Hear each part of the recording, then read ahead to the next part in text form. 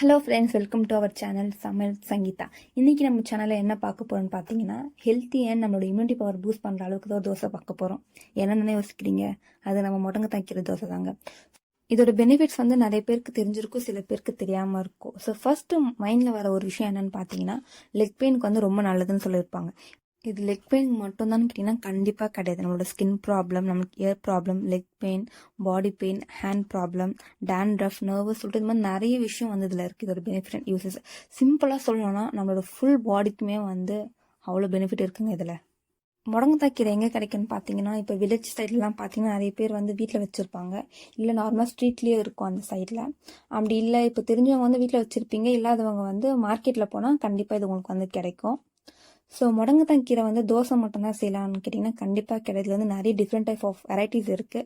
So அது என்னெல்லாம் செய்யலான்னு சொல்லிட்டு நான் வீடியோவில் சொல்கிறேன். முடங்கத்தாய் கீரை தோசை செய்யறது ரொம்பவே ஈஸியான விஷயம் தாங்க. வீடியோக்குள்ளே போகிறதுக்கு முன்னாடி நம்ம சேனல் என்ன சப்ஸ்கிரைப் பண்ணாமல் இருந்தீங்கன்னா சப்ஸ்கிரைப் பண்ணிவிடுங்க. மறக்காமல் பெல் ஐக்கானை கிளிக் பண்ணிவிடுங்க. அப்போ தான் நான் போடுற எல்லா வீடியோமே உங்களுக்கு நோட்டிஃபிகேஷன் வரும். நீங்கள் கிளிக் பண்ணி செக் பண்ணுறதுக்கு ஈஸியாக இருக்கும். வாங்க வீடியோக்குள்ளே போகலாம். முடங்கத்தாய் கீரை தோசை செய்ய 3 கப்பு மாவு எடுத்துக்கலாம். 1 கப்பு முடங்கத்தாய் கீரை எடுத்துக்கலாம்.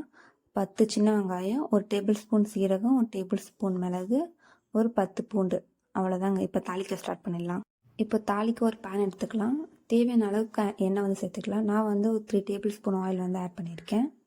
இப்போ எண்ணெய் காஞ்சிட்டு இப்போ நம்ம எடுத்து வச்சிருந்த சீரகம் மிளகு சேர்க்கலாம். சீரகம் மிளகு புரிஞ்சு வந்ததும் நம்ம எடுத்து வச்சிருந்த பூண்டு சேர்த்துக்கலாம்.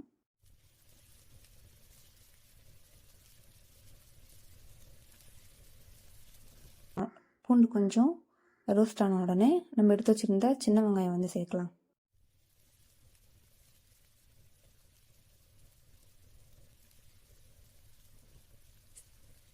இப்போ சின்ன வெங்காயம் சேர்த்ததுக்கப்புறம் நல்லா வதக்கிட்டு கொஞ்சம் ப்ரௌனிஷாக ஆகிற வரைக்கும் சும்மா நம்ம எடுத்து வச்சுருந்தோம் முடங்கத்தாய் கீரை அதை சேர்த்துக்கலாம். ரொம்ப நேரம் இது வதக்கணும்னு அவசியம் கிடையாது.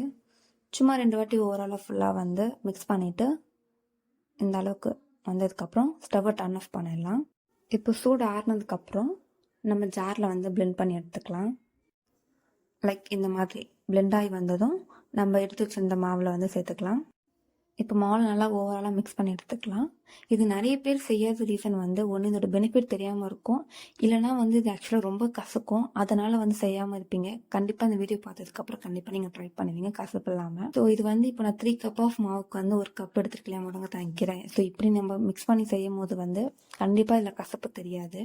ஏன்னா இது கொஞ்சம் போட்டாலும் அவ்வளோ கசக்கும் இது. ஸோ அதனால நீங்கள் இப்போ ஓகே கசப்பு சாப்பிடுவேன் அப்படின்றவங்க நீங்கள் தேவையான அளவுக்கு சேர்த்துக்கலாம்.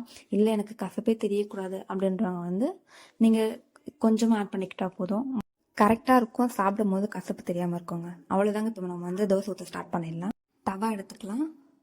தவா சூடானதுக்கு அப்புறம் நம்ம தோசை ஊற்ற ஸ்டார்ட் பண்ணிடலாம். கண்டிப்பாக you get good result. So இதில் அவ்வளோ பெனிஃபிட் இருக்குங்க. இப்போ இருக்கிற ஜென்ரேஷன்லாம் பார்த்தீங்கன்னா நம்ம கண்டிப்பாக கை வலிக்குது கால் வலிக்குதுன்னு சொல்லுவோம் இந்த ஏஜுக்கே. ஸோ இது அவ்வளோ ஹெல்த், நம்மளோட ஃபுல் பாடிக்குமே இதில் அவ்வளோ ஹெல்த் பெனிஃபிட் இருக்குது. ஸோ கண்டிப்பாக இது நீங்கள் ட்ரை பண்ணி பாருங்கள். இது கண்டினியூஸாக ஒரு 3 வீக்ஸ் 1 மந்த் நீங்கள் ட்ரை பண்ணிங்க. ஒரு வாட்டி ட்ரை பண்ணிட்டு ரிசல்ட் கிடைக்கணும் கண்டிப்பாக கிடைக்காது. நீங்கள் கண்டினியூஸாக ஒரு 3 வீக்ஸ் இல்லை 1 மந்த் நீங்கள் ட்ரை பண்ணிங்கன்னா கன்ஃபார்ம் நீங்கள் ஒரு நல்ல ரிசல்ட் பார்க்கலாம் அட் த எண்டில். ஸோ உங்களால் கண்டினியூஸாக ட்ரை பண்ண முடியலன்னா வீக்லி ஒரு 2 டைம் நீங்கள் இந்த ஃபுட்டில் எடுத்துக்கிட்டா போதும். தோசை தான் செய்யணும்னு அவசியம் கிடையாது. சட்னி, குழம்பு, துவையல் சொல்லிட்டு நிறைய வெரைட்டிஸ் இருக்குது. ஸோ உங்களுக்கு பிடிச்ச மாதிரி வெரைட்டி நீங்கள் ட்ரை பண்ணுங்கள். இப்போ தோசை ரெடி ஆகிடுச்சு, நான் போய் சாப்பிட போகிறேன். நீங்கள் ஏன் பார்த்துட்ருக்கீங்க? நீங்களும் இது உங்கள் வீட்டில் ட்ரை பண்ணி பார்த்துட்டு எப்படி இருக்குன்னு சொல்லி கமெண்ட்டில் சொல்லுங்கள். உங்களுக்கு இந்த வீடியோ பிடிச்சிருந்தா கண்டிப்பாக உங்கள் ஃப்ரெண்ட்ஸ் அண்ட் ஃபேமிலிக்கு ஷேர் பண்ணுங்கள். இதே மாதிரி உங்களை நெக்ஸ்ட் வீடியோ சந்திக்கிறேன். அது வரைக்கும் உங்ககிட்ட விடைபெறுவது உங்கள் சமையல் சங்கீதா. டாடா, பாய் பாய்.